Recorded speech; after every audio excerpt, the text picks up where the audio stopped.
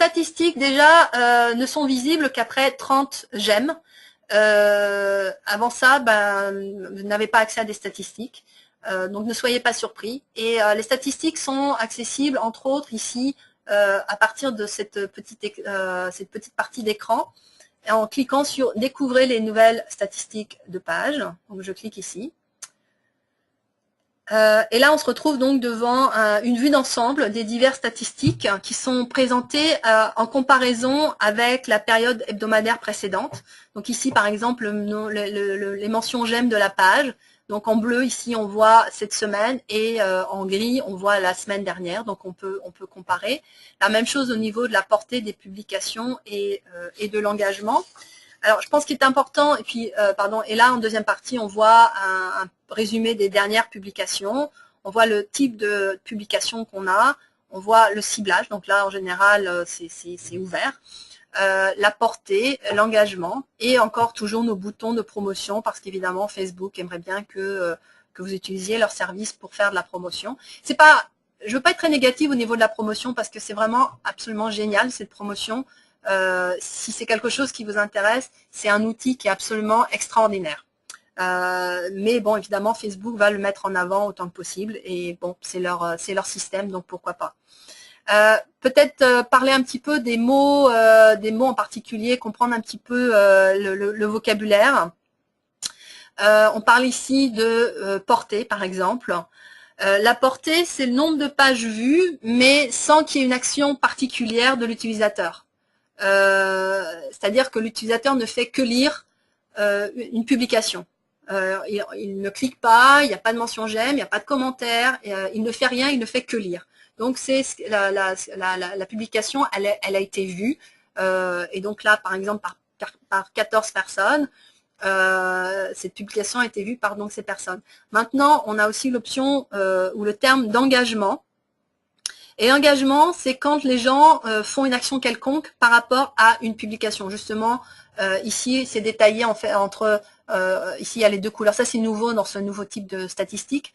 On a les clics de publication ici, donc les gens qui ont cliqué, et les mentions j'aime, commentaires et partages. Ça, c'est une vue d'ensemble de tout ça. Quand on va sur les différentes pages, ici, on a plus de détails au niveau de chacune de ces données d'information. Donc d'abord l'onglet page, où là on parle donc évidemment de la page, le nombre de j'aime qu'on a eu sur la page. Ici on peut comparer, on a des petits boutons qui nous permettent de comparer sur une durée. On peut trier aussi par la semaine, sur le mois, sur le trimestre. On peut changer les dates ici. Donc ils ont rendu vraiment ça beaucoup plus convivial. On peut voir les gens qui ne nous aiment plus par rapport aux gens qui nous ont aimés de façon organique, donc on n'a pas payé, ou les mentions qui viennent par rapport à des publications qui ont été payées, et les mentions j'aime, ce qu'ils appellent les mentions j'aime net, donc c'est les j'aime moins les j'aime pas, ou j'aime plus, parce que j'aime pas c'est un peu bon, et donc on a le nombre total de j'aime qui est représenté graphiquement, et donc on peut aller avec la souris pour voir un peu plus d'informations. On peut voir aussi quelle est l'origine des j'aime, est-ce que c'est sur la page, publication d'autres personnes, à partir des téléphones mobiles. Les téléphones mobiles sont vraiment très importants au niveau des médias sociaux, au niveau de Facebook. Les gens utilisent beaucoup les téléphones mobiles pour les médias sociaux. Donc quand vous publiez quelque chose au niveau des images, au niveau des textes, etc.,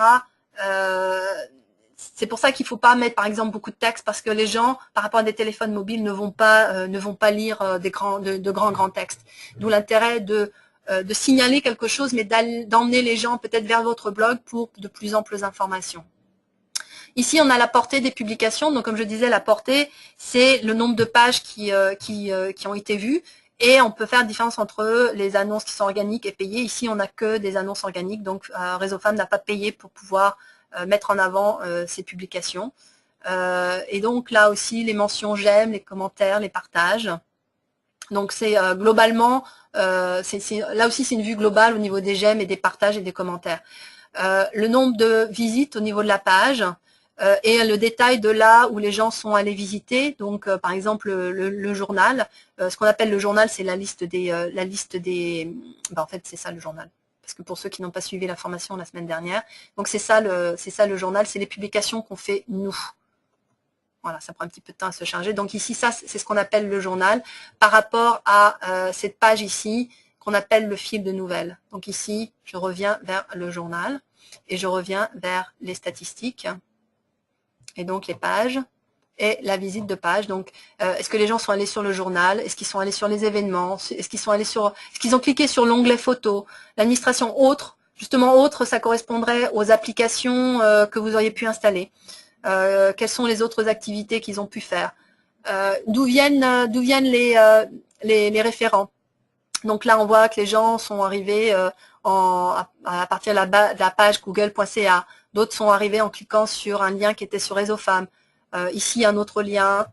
Ici, google.com, autre. Donc ça nous donne une information par rapport à l'origine des gens qui sont venus sur notre page. Alors ensuite, on rentre un peu plus dans le détail, c'est au niveau des publications. Quel genre de publications est-ce que finalement qui sont le plus populaires? Donc on a une vue d'ensemble. Ce qui est très bien maintenant, c'est qu'on a une petite image. En bas, on n'avait pas d'image, donc ici on peut voir tout de suite. On peut se rappeler quelle est la publication. On peut voir ici une petite icône par rapport au genre de publication. Une chose que je voudrais vous dire, c'est qu'au niveau des publications que vous faites, il y a l'intérêt des gens est différent dépendamment du type de publication. Donc l'ordre d'intérêt des gens, ce sont d'abord les photos, ensuite les textes que vous pouvez mettre ici, des petits textes, donc des photos, des textes. Ensuite, ce sont des liens. Donc par exemple, les liens qui sont partagés, ici c'est un lien partagé, va être beaucoup moins vu. Ici, on peut voir, il y a 14 personnes qui ont vu cette publication, vont être beaucoup moins vues qu'une publication qu'on va faire directement. Ici, c'était une publication directe. Là, on a un peu plus de personnes qui l'ont vu. On a vu, il y a 34 personnes qui l'ont vu. Encore une fois, je vous rappelle que seulement 14% des gens voient, des gens qui vous aiment voient vos publications. D'où finalement ce relativement petit chiffre de personnes qui vous voient. Et d'où l'intérêt aussi de ne pas se limiter à l'utilisation de Facebook pour communiquer ces événements, parce qu'évidemment, sinon, on se limite. Donc là, je reviens vers les statistiques, hein, et donc au niveau des publications, on peut voir la portée des publications, et également l'engagement. Encore une fois, l'engagement, c'est les gens qui ont fait une action quelconque. Et ce qui est intéressant, c'est qu'on peut ici raffiner un petit peu, à savoir au niveau des engagements. Voilà, quelles sont les mentions j'aime, quels sont les commentaires et quels sont les partages. Donc ici, on voit qu'il n'y a pas eu de commentaires de fait, il y a eu 2 mentions j'aime, il y a eu un partage. Un autre critère aussi au niveau de la portée, et là je trouve ça vraiment intéressant, c'est la possibilité de faire le tri. Bon, organique, payé, bon, peut-être si vous payez justement des services Facebook, mais sinon au niveau de la portée entre les fans et les non-fans.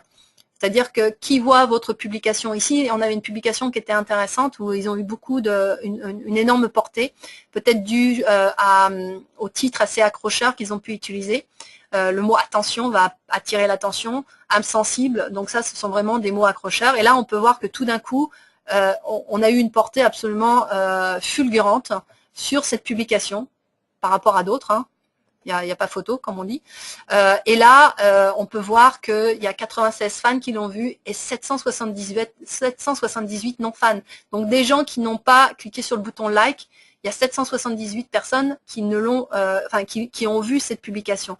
Donc, c'est ça l'intérêt de Facebook, c'est que tout d'un coup, Réseau Femmes ici a eu une visibilité qu'elle n'a pas eu avant, simplement due à cette publication.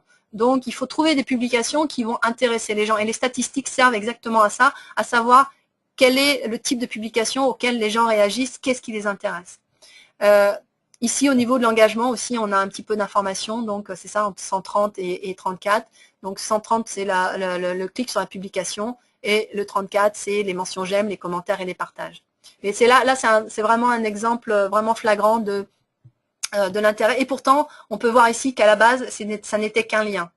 Comme j'ai dit tout à l'heure, les liens ont moins d'impact sur les utilisateurs, mais pourtant ça c'était un lien, et là c'est vraiment fulgurant ce chiffre-là. Ça brouille un peu les statistiques parce que finalement tout d'un coup on a cette montée ici d'intérêt qui malheureusement n'a pas continué, donc il faudrait trouver finalement quel genre de contenu les gens cherchent pour pouvoir avoir cet intérêt percutant.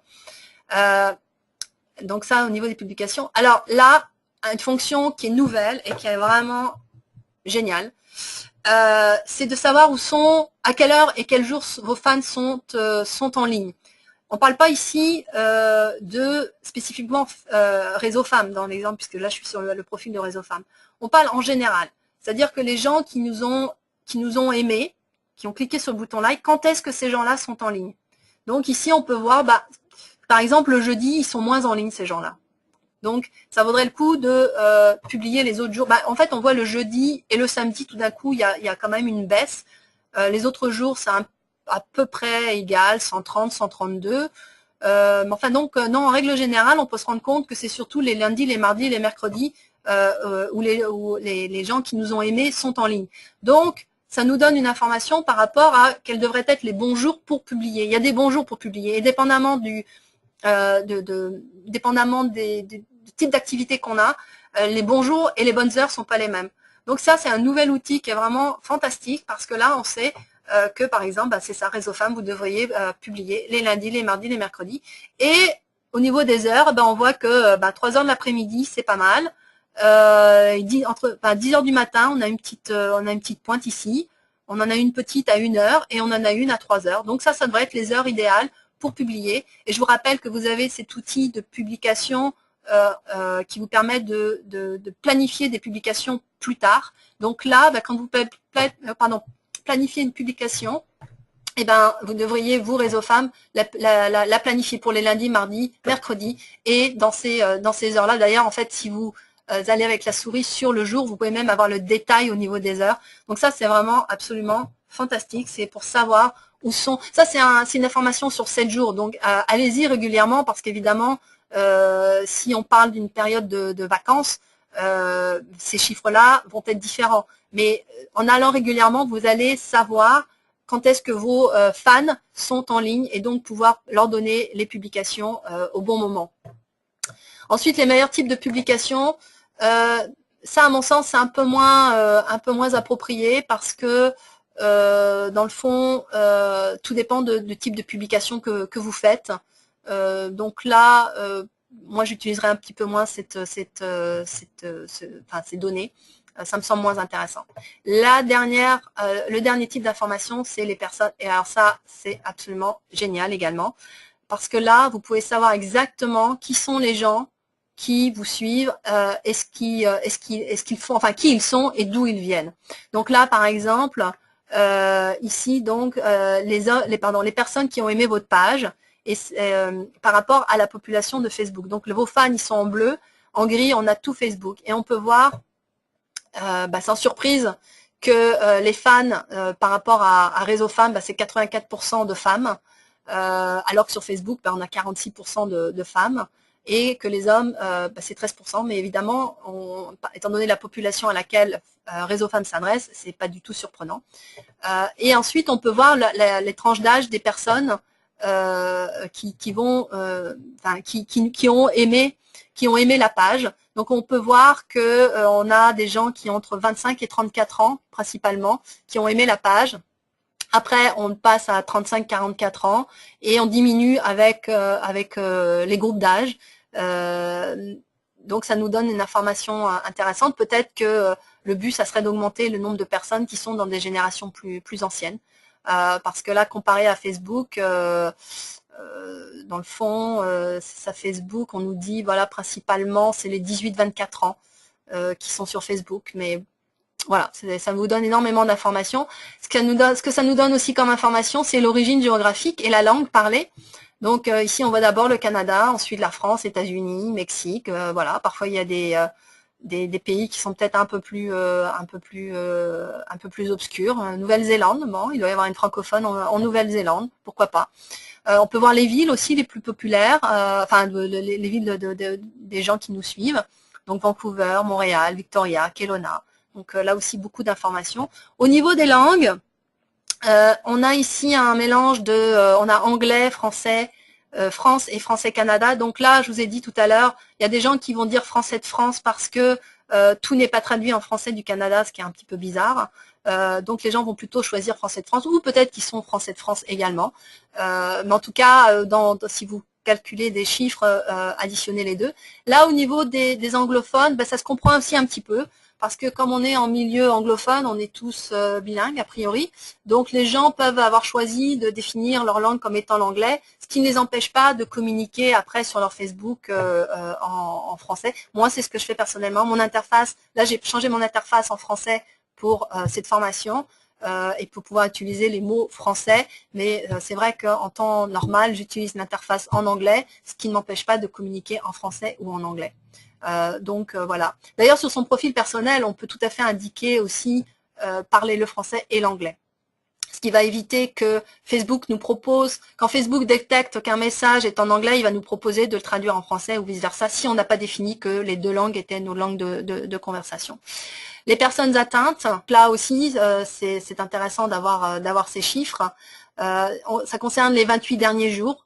Donc, tout dépend aussi évidemment des publications que vous avez faites. Avec ce pic que Réseau Femmes a eu, il faut simplement être un peu prudent par rapport à ces chiffres.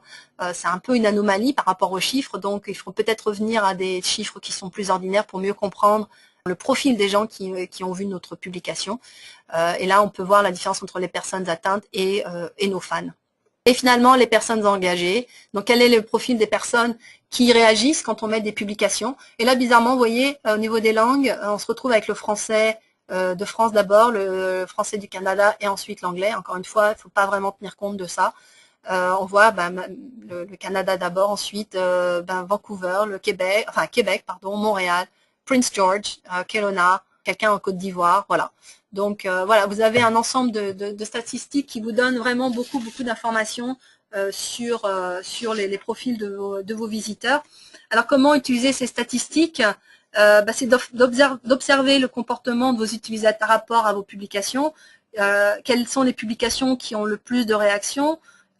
Qu'est-ce que vous avez fait qui a provoqué cette réaction? Est-ce que vous avez fait de l'humour? Est-ce que vous avez fait un petit accrocheur? Est-ce que c'est une photo un petit peu différente?